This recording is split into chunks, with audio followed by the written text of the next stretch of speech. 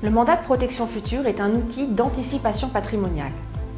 Il vous permet d'organiser vous-même la gestion de votre patrimoine personnel ou professionnel pour le cas où vous deviendriez vulnérable. Vous désignez au sein du mandat, en qualité de mandant, une ou plusieurs personnes de votre choix, votre conjoint, un enfant, un conseil, appelés mandataires, qui seront chargés le jour où vous ne pourrez plus manifester votre volonté de vous représenter pour les actes de la vie courante et patrimoniale.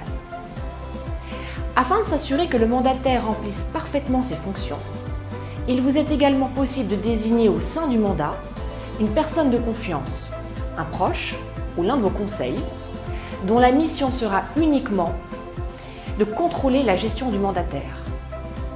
Les pouvoirs du mandataire sont librement déterminés au sein du mandat. Mais attention, l'étendue de ces pouvoirs dépendra toutefois de la forme du mandat. En effet, un mandat de protection future peut être signé par acte sous seing privé, mais les pouvoirs du mandataire seront alors très limités, car il ne pourra effectuer que les actes conservatoires et les actes de la vie courante.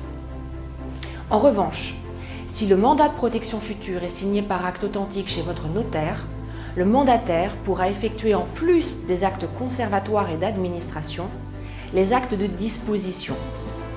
Il pourra alors, par exemple, vendre vos biens immobiliers, effectuer des rachats ou des arbitrages sur vos contrats d'assurance vie, ou encore gérer vos comptes bancaires.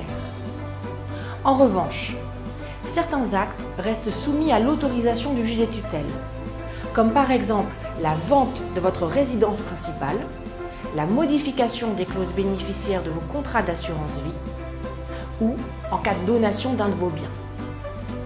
Les mandataires devront en outre rendre compte annuellement de leur gestion au notaire qui aura rédigé le mandat, voire au tiers contrôleur si vous en avez désigné un. Le mandat de protection future doit donc être rédigé avec soin et après réflexion et discussion avec vos conseils habituels, vos proches, ainsi qu'avec les personnes qui seront chargées de vous représenter.